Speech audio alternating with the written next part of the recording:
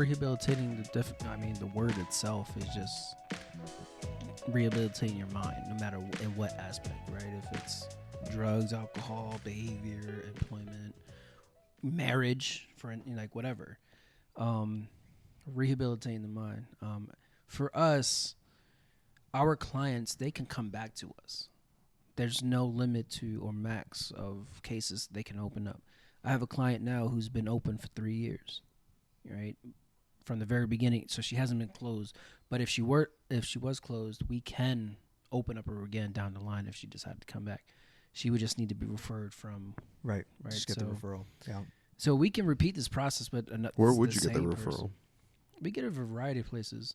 Mental health clinic, from Department of Rehabilitation. We can get it from a homeless shelter. We can get it from a private practice, right? We get it from CalWorks. And so, yeah. So that's 3 areas of mental health, home. We call it home for a homeless home, and then CalWorks. So those are 3 areas that I personally get referrals from. But to be with us, we have to have a referral. No one can walk in and be like, I need services. And so that keeps my numbers low. Like, it'll get higher, but it kind of, it's in moderation of high, low. But yeah, so essentially, yeah, I mean, there again, there's no maximum in cases that someone can reach. You can come in anytime, whenever, as many times as you want. Get the same services, and services include, we can refer you to DOR to get training. We can pay for your tuition. We can do transportation. We can get you clothes. We can get you a laptop if you needed it, right, for school. You get the job coaching once you get the job. So there's a variety of things we can on our end we can help that people end up needing the most. Yeah, because I think for me and John's part, if we talked about rehabilitation and therapy, like, yeah, you would have to have an initial, like, issue. I mean, mainly because our department, we get kids from, like, directly from the hospital, or they're in danger of getting kicked out of school, or in danger of getting kicked out of their living placement. So yeah, you have to address that. We have to. It's a life impairment. Yeah. But we could definitely get, like, opportunities to, like, coach them up. Like John said, with teenagers, yeah, there's time and where it's like, oh, I'm going for this job. I'm like, all right, let's talk you up. Like, what's your resume looking like? Job interviews. We can do little mock interviews and stuff like that. But there's definitely a place of, like, where our supervisors have definitely talked about, like, hey, we're not a one-stop shop. We can't do all of this, because if that were true, like, we could have parents like, hey, can you pick up my dry cleaning? It's a very slippery slope. So we just like to stay in our lanes. That's why we can't touch school sometimes. Sometimes we can't dive too deep in unemployment as much as we would like to. But because of that, mainly because you need a specific area for one thing, where then the community needs to step in, or the city needs to provide additional services like Jeremy's providing for these instances, because everybody needs to have a specific job, a specific way of supporting, because we all can't do it all for one person, because that's just not how we function. That's not how we would grow. And plus, your therapist can't do your banking too, because then that would be nuts. If you're doing 2 things at once, multitasking is multitasking, but if you believe in the theory, you're never going to be 100% if you're multitasking, right? Well, yeah, you're definitely, you make great points, Jeremiah. You're gonna have your hands full. You're gonna be stretched thin. You're gonna be burnt out. Which is something that we're gonna be talking about in another episode. But burning the candle at 2 ends. Yeah, but it is interesting to see kind of this whole systemic level, right? And how this notion of, you got to address certain needs first, right? In order to kind of get to that point where they are able to they kind of have their ducks in a row, and they're able to then kind of take that next step forward in their own life, right? Right. Exactly. Well, this, from what we're doing now, I think we're touching on, like, pivotal moments in someone's life, from very early on all the way up into adult life, and even then, you're still dealing with stuff, you know, mentally, physically, work related, personal related, right?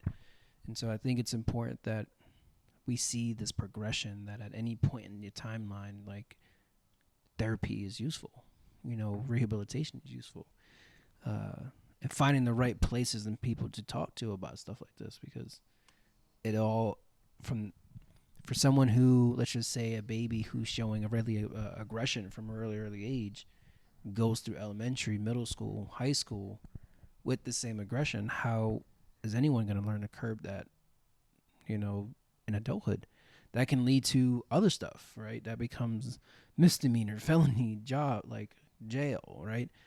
A loss of job, like you can get terminated, So I think this progression that we're seeing or unfolding, due to our professions, but I think it's important that we say that it's okay to go to therapy. It's okay to get the help that we all need at some point in our life. Right.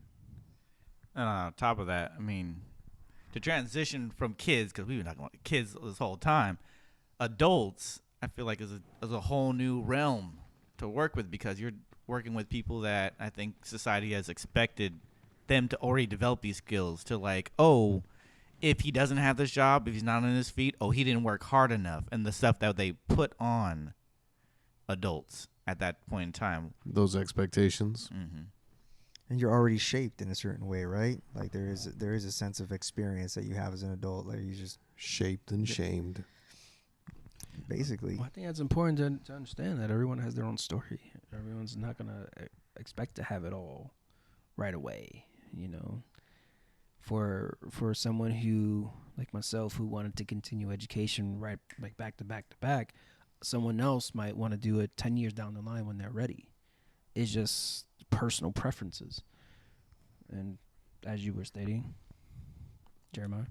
Yeah. And I mean, for the most part, like, I feel like that's a place of where people kind of get frustrated with adults within like employment rehabilitation or just rehabilitation in general.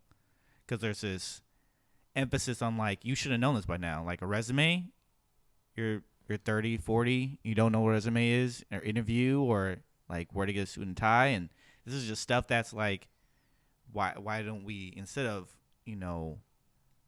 like punish, like, or, not castrate, but like. God damn. I ain't had that walk into my office with a client yet. And I'm like, why we gotta give them shit Jesus. for this when this is stuff like, let's Yeah. think about like what stuff led to this moment. What stuff, like, they didn't get this in high school, they missed the bus on that. They didn't get this in their 20s, they had their own personal struggles or whatever. They didn't get this in their 30s because they had to recover from their 20s and whatever healing they had to do. So now they're here just trying to get better, trying to better their life. And yet there's all these other mountains to climb on top of that. So, but it's just funny how empathy is not practiced, or sympathy is not practiced, and the compassion's not practiced in those moments. And I think it's like you're right, Maya, that in a way, like if there is, it's like super minimal. Like there is a need for more compassion in that sense, because it's almost like, yeah, I feel for you. All right, you went through it, but like you should already be resilient, right? You should already know how to bounce back, and that's not the case. Yeah, because I mean, by that time you're weighing different things, though, right, Jeremy? You're weighing like, I need money now, rather than, oh, I can invest in college right now and go. Or I got a family. Still living in my parents' house, Mhm. like, What survival needs? It doesn't Yeah, get right. easier. That's the problem. Yeah. Shit, just I all wish. compounds on each other, and one day you're just looking back like, what did I do? And I think that's what hits a lot of the times, just when that client finally realizes, it's just like, oh my God, like some of my actions led to this. Like, I gotta change my actions, man. But that's just a question of like I like to ask myself, like, how much can a person really handle before they explode? Mm. When you're talking about one thing after another, right thing after another, and then people don't trust other people because, whatever reason, like the mental capacity stretches so thin, until it bursts. And then this people just have meltdowns and whatever. So that's a question that I ask to see if how I like myself, if I'm gauging with a client, like, has their life been like, I think this is like a spectrum of bad. Like, how bad has bad been for you in a way. And so I mean, I'm surprised to hear a lot of these client stories. And these some people who've had a really great career before coming to me.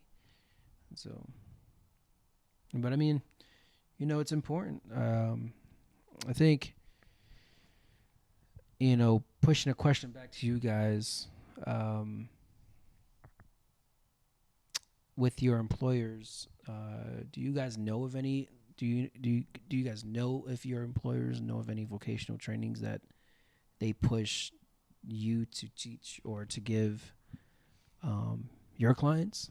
Because you talk about high schoolers and then just trying to change that behavior or existential therapy or X, Y, and Z. But are there any resources given to you guys to then give to your clients based on just vocational training or school? No, I mean, for the most part, it's been, like I said, it's one of those things that we can't necessarily touch. I think it all depends on the therapist and their experience. But once again, you have to be mindful of like your scope of competence, your scope of practice, because like education is supposed to be handled by somebody else. Employment's supposed to be handled by somebody else. So we have slivers. Like there's people we can refer to. Yeah, work employment, like Work the Future out here. I think a lot of times therapy is about like helping people get the skills that then push themselves forward.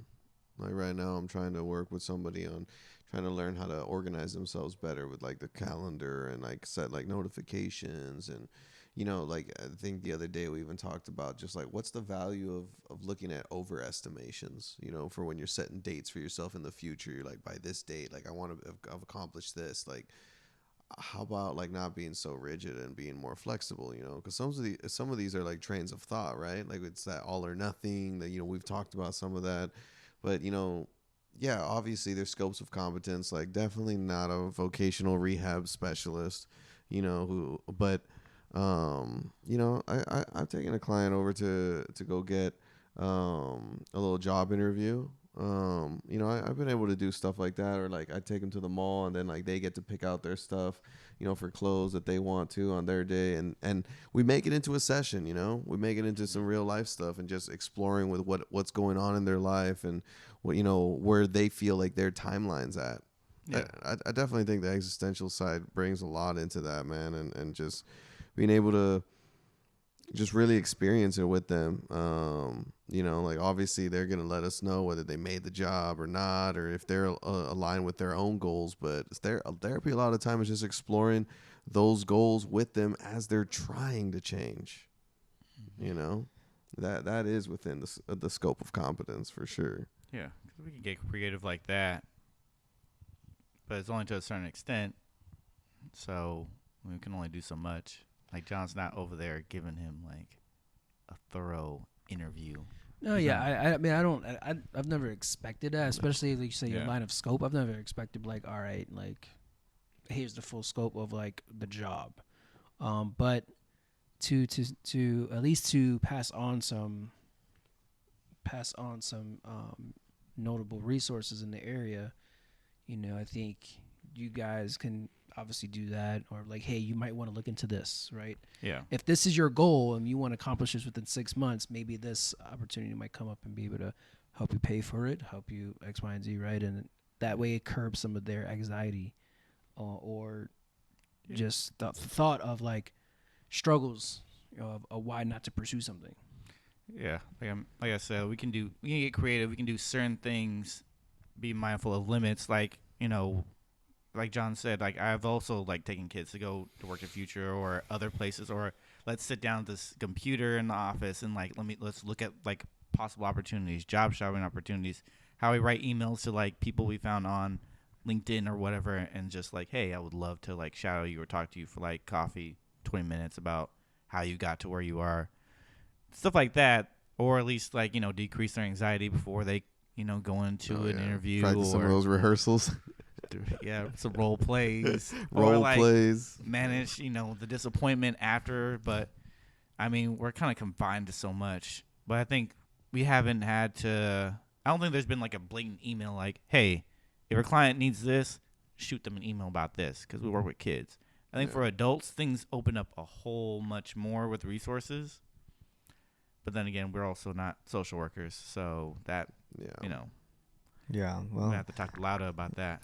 I mean, a lot of it has to do with what you're trying to instill like at a certain age, right? And when you talk about K through 12, it's a lot more like leadership skills, right? Like trying to be a part of like leadership programs and like how to learn how to be incorporated into that. So at Alum Rock, especially in prevention, there's always people sending resources about, hey, there's this leadership opportunity. Hey, there's this, 3-week workshop that you can participate in to, build some of this.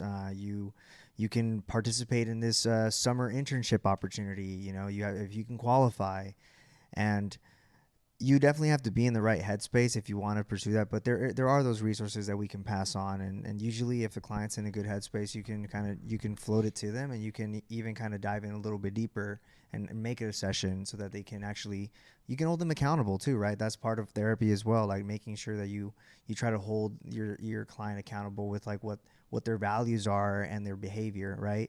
If you value trying to be successful and like wanting to learn, but you're not showing up to class just because you don't want to, or just because it's you just don't like online learning, for example, right now, it's kind of you're not necessarily aligned. So you kind of our scope of competence for sure again is holding them accountable, right? Trying to kind of point out the discrepancy and how you can help them out. And what changes first, like the value or the behavior, right? Right. The value that you assign to it, or the behavior. Is this something that's not important, right? Like let's kind of reevaluate this. Gotcha. Okay. Cool. Well, I mean, as I wouldn't ever like say go outside of your like scope and try and do more than what you can. I think that obviously the work that you guys done and continue to do is very important and vital to just the growth of anyone. I just wanted to find out because again, before I even started with the state and now with the county, like I've never knew of anything like the services that they provide. And as a prior school counselor with San Jose Job Corps, another vocational training program, none of this was ever like preached, right? Because they were providing their own trades, free of service, right? It's a federal funded program. Anyone who could get in was getting these trades. So, that my school was just that. I thought that was the best program anyone could get, alternative to higher education. But now that I've become aware of the state and the county's vocational, services as well, I feel like it's just opened up a ton of other tunnels of like pathways that anyone can go. You don't have to be 16 to 24 to go to San Jose Job Corps. You can be 18 and above and go get state county services. Again, I'm really grateful that I came across those opportunities and continue to do the work that I do.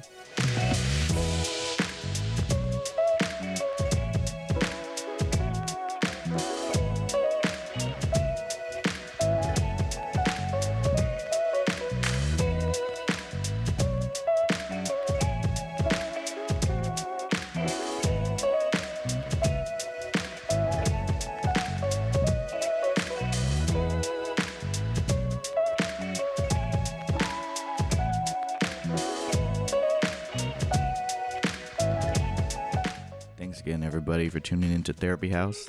Here to remind you to check out our Linktree at Linktree/therapy_house. There you can find all the links for our podcast website, the different platforms that we are broadcasting on, individual links to our personal pages.